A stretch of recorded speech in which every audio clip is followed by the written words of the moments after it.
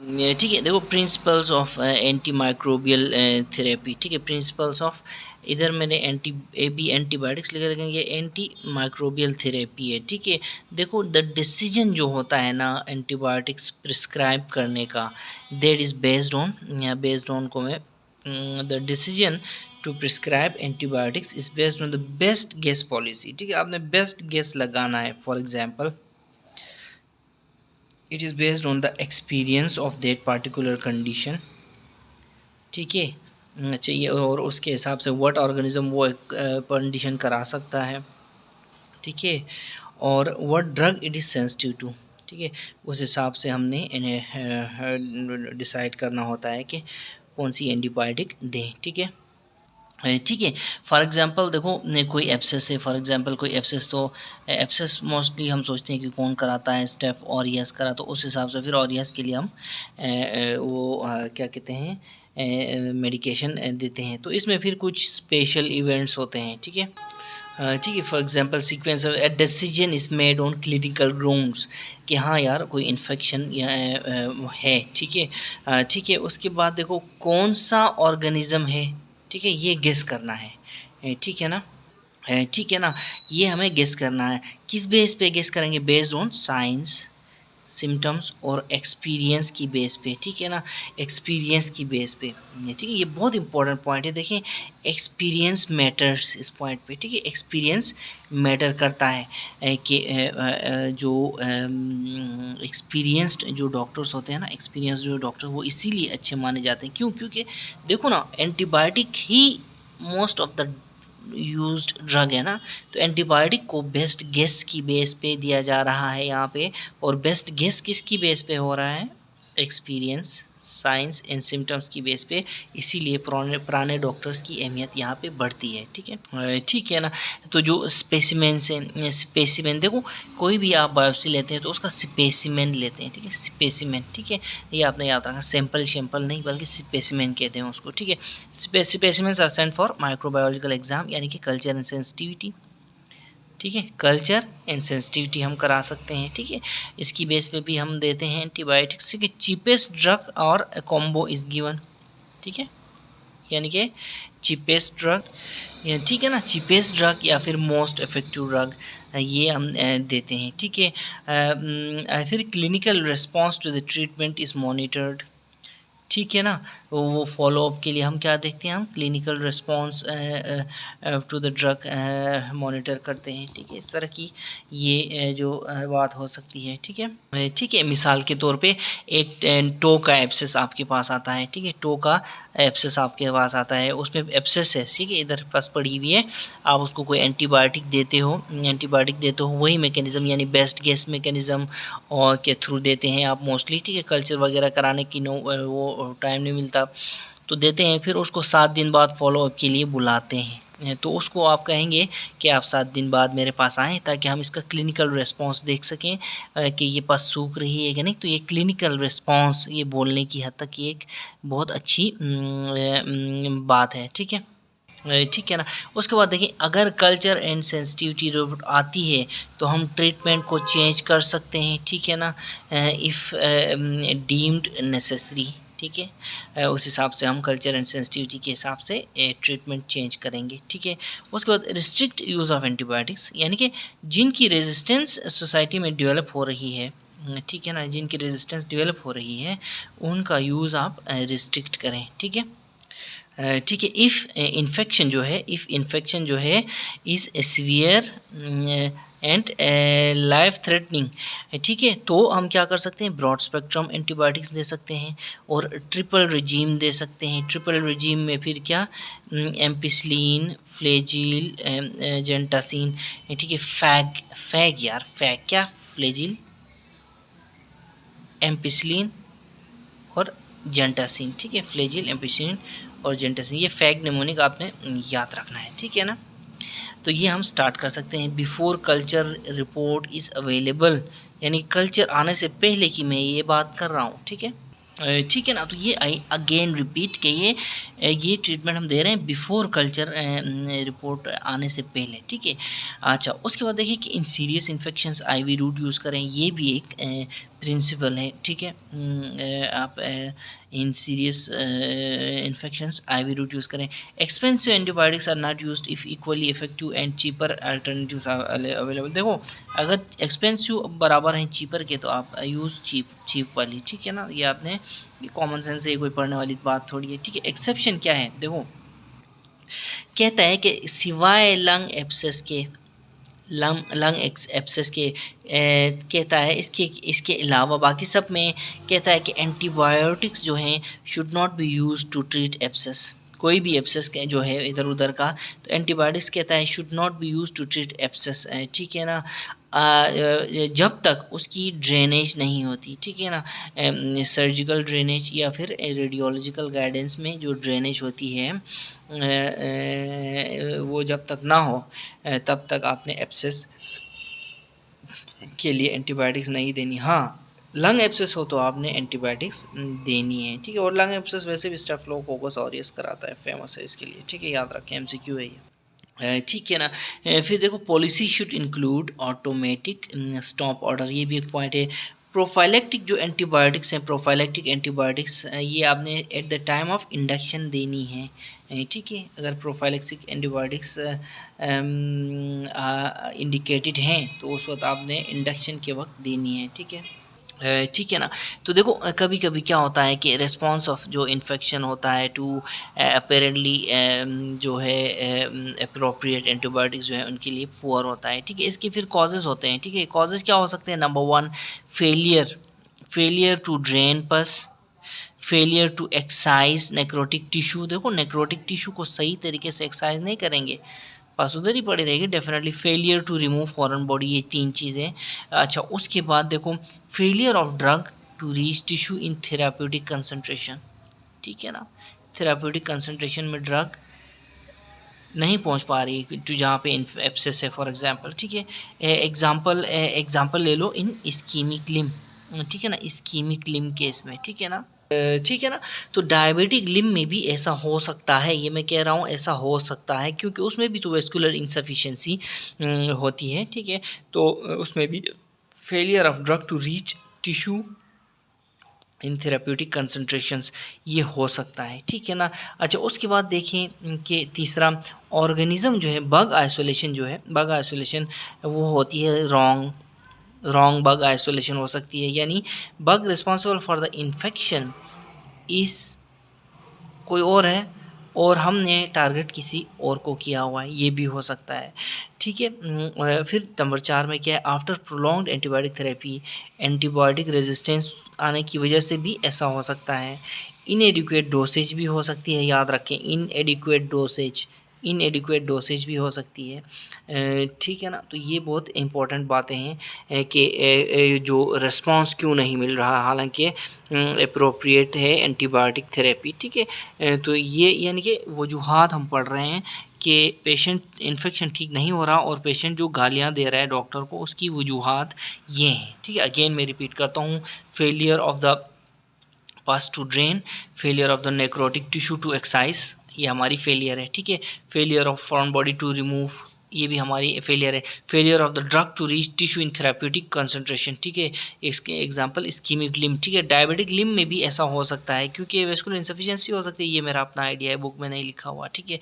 इसी तरह क्या है, बग आइसोलेशन रॉन्ग ऑन, ठीक है, हम कोई और रहा है, हमने किसी और को पकड़ा हुआ है, ठीक है। इसी तरह आफ्टर प्रोलॉन्ग्ड एंटीबायोटिक थेरेपी जो है ना, एंटीबायोटिक रेजिस्टेंस हो सकती है। देखो याद रखो ये वर्ड जो यहाँ पे यूज़ हुआ है ना, प्रोलॉन्ग्ड एंटीबायोटिक थेरेपी है, यानी कि ज़्यादा से ज़्यादा यूज़ करने से ये आपको क्या है, रेजिस्टेंस आया हुआ है, तो ये बुक में है, ठीक है। नॉट इनसफिशिएंट एंटीबायोटिक थेरेपी या हाई डोज, ठीक है ना, ये प्रोलॉन्ग्ड एंटीबायोटिक थेरेपी है, ठीक है। इसी तरह इनएडिक्वेट डोजेज भी हो सकती है जिसकी वजह से इन्फेक्शन ठीक नहीं हो रहा है, ठीक है। तो ये सारी बातें, ठीक है। अब देखो ड्यूरेशन ऑफ एंटीबायोटिक्स, यानी duration of antibiotics antibiotic therapy कब तक ये होनी चाहिए, ठीक है। देखो it depends upon the individual response, ठीक। इंडिविजुअल रिस्पांस मतलब मैन टू मैन रिस्पांस, यार मैन टू मैन रिस्पांस चलता है, ठीक है, इंडिविजुअल रिस्पांस। तो फिर साथ साथ फिर लैब टेस्ट्स, पे भी डिपेंड करता है, इंडिविजुअल रेस्पॉन्स पे भी डिपेंड करता है कि पेशेंट को ड्यूरेशन ऑफ एंटीबायोटिक थेरेपी कितनी होनी चाहिए, ठीक है ना। अच्छा, for most of the infections जो देखो which show appropriate response in 48 hours, अगर पेशेंट्स कोई भी इन्फेक्शन हो, पेशेंट किसी भी इन्फेक्शन के साथ आए और पेशेंट 48 आवर्स में अप्रोप्रिएट रिस्पॉन्स दिखाए, तो ऐसे एंटीबायोटिक्स का कोर्स 5 से 10 दिन तक चलना चाहिए, ठीक है। अगर 48 आवर्स में रिस्पॉन्स दिखाए तो 5 से 10 दिन तक कोर्स चलना चाहिए।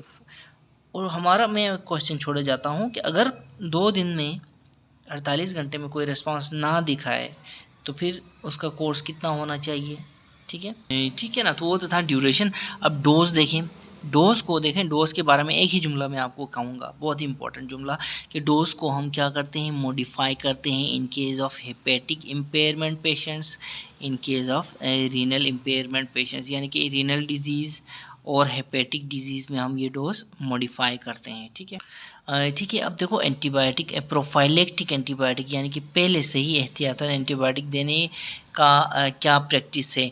देखो सर्जिकल प्रैक्टिस में प्रोफाइलेक्टिक एंटीबायोटिक्स देने का जो एम होता है ना, टारगेट जो होता है, यानी कि हम क्यों देते हैं, वो टारगेट ये होता है कि हम डिक्रीज़ करें या फिर बिल्कुल ही ख़त्म करें किसको, इन्फेक्शन को, ठीक है ना। किस इन्फेक्शन, जिसको हम सर्जिकल साइट इन्फेक्शन कहते हैं इसको, ठीक है। तो किन केसेस में, क्लीन और क्लीन कंटेमिनेटेड वोंड्स में, ठीक है ना। हाउ, ठीक है, बाय अचीविंग, ये हम कैसे कर सकते हैं, हम एंटीबायोटिक देंगे और अचीव करेंगे एक ख़ास कंसंट्रेशन, इस एंटीबायोटिक की ख़ास concentration at the incision site, ठीक है ना। तो इस तरह हम प्रोफाइलेक्टिक एंटीबायोटिक दे के सर्जिकल साइट इन्फेक्शन को कम या ख़त्म कर सकते हैं। किस केस में, सिर्फ क्लीन और क्लीन कंटेमिनेटेड टाइप ऑफ वोंड्स में, शुरू के 2 में, ठीक है, ठीक है ना। देखो एक सिंगल डोज जो एंटीबायोटिक है वो काफ़ी होती है, यूजुअली काफ़ी होती है, किसके लिए, प्रोफाइलेक्सिस के लिए, एक single dose of antibiotics. However ताहम क्या होता है कि प्रोलॉन्ग प्रोसीजर्स हों, यानी कि ग्रेटर देन 6 आवर्स, या फिर एक्सेसिव ब्लड लॉस हो, ठीक है ना, तो हम क्या करते हैं, we need a second dose also, तो हम पेशेंट को एक सेकंड डोज दे देते हैं, ठीक है, ठीक है ना। और remember, if a second dose is needed give it in the decisive period. मैं आपको बाद में बताऊंगा कि ये डिसेसिव पीरियड क्या है, ठीक है ना। अगेन याद रखें, प्रोफाइलेक्टिक जो एंटीबायोटिक्स हैं they should be administered in clean cases where we will use implants, ठीक है। ऐसे क्लीन केसेस जहाँ पे हमने इम्प्लांट्स डालने हैं उनमें भी हम प्रोफाइलेक्टिक एंटीबायोटिक्स यूज़ कर सकते हैं। फॉर एग्जांपल ले लो, केबेज ले लो, ठीक है ना, एब्डोमिनोप्लास्टी ले लो, ठीक है ना, जहाँ पे हमने एम एच डाल दिया था, याद है, 30/30 का, उसको बाद में हमने टेंजो दी थी पोस्ट ऑप, ठीक है, या कोई भी ऐसा केस जिसमें हम इम्प्लांट्स रखते हैं, ठीक है ना। याद रखें कि जो प्रोफाइलेक्टिक एंटीबायोटिक्स हैं they should be administered with in 30 to 60 minutes before surgery से 30 से 60 मिनट पहले, ठीक है, ideally at the time of induction of anaesthesia, ठीक है ना। अच्छा, उसके बाद देखें, ठीक है, इसको डिसकंटिन्यू कब करेंगे, सर्जरी के 24 घंटे के बाद, विद इन 24 घंटे के अंदर हम इसको प्रोफाइलेक्टिक एंटीबायोटिक्स को बंद कर देंगे, ठीक है। रेशनल, हम इसका मकसद ये देखो, मैक्सिमम एंटीबायोटिक कंसंट्रेशन हमें चाहिए होती है at the time of incision, तो यही हमारा मेन रेशनल है, ठीक है। ठीक है, देखिए कि हमने क्या करना है कि जो फ्रंट लाइन थेराप्यूटिक एजेंट्स है ना, फ्रंट लाइन थेराप्यूटिक एजेंट्स जो कि नॉर्मली यूज़ होते हैं, जो ट्रीटमेंट्स के लिए, ठीक है, उनसे हमने बचना है, ठीक है, उनको हमने अवॉइड करना है। यानी क्या लिखा है बुक में, novel broad spectrum antibiotic agents that are typically used as frontline therapeutic agents should be avoided, ठीक है, तो ये बात लिखी हुई है। अब देखें हम एक कंसेप्ट क्लियर करते हैं कि ये डिसेसिव पीरियड क्या होता है, ठीक है ना। डिसेसिव पीरियड देखें जब भी ब्रीच हो, कैसे ब्रीच कैसे हो, skin breach for example injury के उसमें या फिर सर्जिकल इंसिजन के उसमें, ठीक है, इंजरी की फॉर्म में या सर्जिकल इंसिजन की फॉर्म में बॉडी की ब्रीच हो, ठीक है ना। तो ब्रीच होती है तो एक्यूट इन्फ्लेमेटरी जो रिस्पॉन्सेस, ह्यूमरल बोलो, सेलुलर बोलो, ठीक है ना, तो ये रिस्पॉन्सेस जो है ना ये 4 घंटे में, they take 4 hours to attack the bug, यानी कि they take 4 hours to get activated, ठीक है, 4 घंटे ये लेते हैं, ठीक है, 4 घंटे, ठीक है ना। This is decisive period when bugs have maximum chance to harm the tissue. यही वो टाइम है कि आपने प्रोफाइलेक्टिक एंटीबायोटिक्स पहुंचाने चाहिए उस टाइम तक, ठीक है ना। ठीक है ना। तो मैं क्या कहना चाह रहा हूँ, देखो जब भी जो ब्रीच होती है ना, वो स्किन में ब्रीच, तो या फिर कोई सर्जिकल इंसिजन की सूरत में या इंजरी की सूरत में, तो बॉडी को 4 घंटे लगते हैं अपना जो डिफेंस सिस्टम को एक्टिवेट करने के लिए, ठीक है ना। बॉडी डिफेंस को यानी कि बॉडी रिस्पॉन्स या फिर बॉडी डिफेंस, इसको एक्टिवेट करने 4 घंटे। यही 4 घंटे जो है ना, यही 4 घंटे में जो बग्स हैं, बैक्टीरिया है, ये इन्हीं 4 घंटों में मैक्सिमम इनके पास चांसेस होते हैं बैक्टीरिया वगैरह के लिए कि इन्हीं 4 घंटों में बॉडी में दाखिल हो जाए, ठीक है ना। इसीलिए हमें जो एंटीबायोटिक प्रोफाइलेक्सिस देना है ना, हमें जो एंटीबायोटिक प्रोफाइलेक्सिस देना है वो इन्हीं 4 घंटों को कवर करने के लिए देना है, यही हमारा टारगेट होना चाहिए, ठीक है। ठीक है, अब देखें कि हम देखते हैं कि रिजीम्स क्या हैं फॉर डिफरेंट सर्जरीज, यानी कि किस चीज़ की रिजीम, प्रोफाइलेक्टिक एंटीबॉडी की रिजीम क्या है, ठीक है। तो न्यूमोनिक डिफरेंट सर्जरीज इस तरफ है हमारे पास, उसके बाद बीच में फिर बग्स हैं जो भी बैक्टीरिया वगैरह, उसके यहाँ पे फिर हमारे पास प्रोफाइलेक्टिक एंटीबॉडी है, ठीक है। तो हम क्लोज देखें तो ये सर्जरीज जितनी भी हैं हमने इसका निमोनिक बनाया बसोफ, BASOOV, बसोफ, ठीक है। बसो नहीं होता गो का, गाय का, ठीक है। तो बसो, बी से बिलेरी, ठीक है ना, बी से बिलेरी सर्जरी, ए से appendix plus colorectal, appendix plus colorectal surgery, S से स्मॉल बाउल सर्जरी, ठीक है। और ओ से क्या है, ऑर्थो की सर्जरी, दूसरे ओ से क्या, इसोफेगो गैस्ट्रिक सर्जरी, ठीक है। इसोफेगो गैस्ट्रिक एक साथ है और अपेंडिक्स और कोलोरेक्टल एक साथ है, ठीक है। और वी से वेस्कुलर सर्जरी, ठीक है। तो ये हो गए। अब बिलियरी सर्जरी के लिए बग्स, मेन बग्स क्या हैं, करीब से देखते हैं इसको। बिलियरी सर्जरी के लिए मेन बग्स हैं हमारे पास एंटेरोबैक्टीरियासी, और डेफिनेटली एंटेरोबैक्टीरियासी और एंटेरोकोकाई, ठीक है। एंटेरोबैक्टीरियासी, एंटेरोकोकाई, इसके लिए फिर प्रोफाइलेक्टिक एंटीबायोटिक रिजीम क्या है, यानी कि देखो इसका मतलब ये है कि अगर हम कोई भी सर्जरी करना चाह रहे हैं तो हम उस पेशेंट को प्रोफाइलेक्टिकली क्या देंगे, और उसमें बैक्टीरिया ये होते हैं डेफिनेटली, तो इसमें क्या हम देंगे 1 डोज ऑफ, ठीक है ना, 1 dose of one dose of second generation cephalosporin, 1 dose of second generation cephalosporin, ठीक है। तो 1 डोज याद रखें आप इसको, ठीक है। ये हो गया। उसके बाद अपेंडिक्स और कोलोरेक्टल में बैक्टीरिया क्या है, एंटेरोबैक्टीरियासी है, बैक्टीरियोइड्स फ्रेजिलिस इसमें आता है, ठीक है। बैक्टीरियोइड्स फ्रेजिलिस, इसमें 1 dose of second generation cephalosporin plus cephalosporin और जेंटामाइसिन प्लस मेट्रोनिडाजोल, ठीक है। मेट्रोनिडाजोल इसमें हम देंगे, ठीक है। ठीक है ना। फिर हमारे पास स्मॉल बाउल है, इसमें भी वही है डेफिनेटली। स्मॉल बाउल और अपेंडिक्स कोलोरेक्टल में क्या, एंटेरोबैक्टीरियासी और बैक्टीरिया फ्रेजिलिस, इसमें भी 1 डोज ऑफ सेकंड जनरेशन फेलोस्पोरिन या जेंटामाइसिन प्लस मेट्रोनिडाजोल, ठीक है। फ्लेजिल 2 डिग्री फेलोस्पोरिन या जेंटामाइसिन, ठीक है ना। अच्छा, फिर ऑर्थो के केस में कौन कौन से ऑरियस और एपिडर्मिडिस है, 1 डोज ऑफ ऑगमेंटिन काम कर जाएगा। इसोफेगोगैस्ट्रिक में एंटेरोबैक्टीरियासी, एंटेरोकोकाई, देखो दोनों हर जगह में यही आ रहे हैं, ठीक है ना, हर जगह में यही आ रहा है एक्सेप्ट स्मॉल बाउल और लार्ज बाउल में एनारोब्स भी बैक्टीरिया फ्रेजिलिस भी आता है, ठीक है। याद रखें, ठीक है।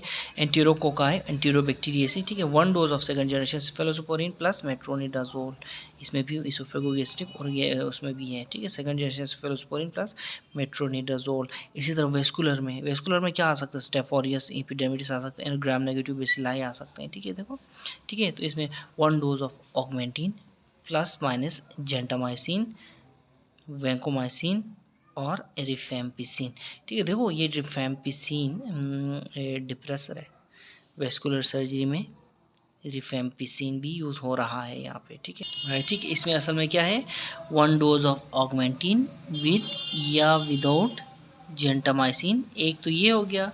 दूसरा ये प्लस है, प्लस ऑगमेंटिन विद और विदाउट जेंटामाइसिन प्लस वैंकोमाइसिन और रिफेम्पिसिन। वेस्कुलर सर्जरी में हम ऐसे देंगे, ठीक है, ये वेस्कुलर जेंटामाइसिन और रिफेम्पिसिन, ठीक है।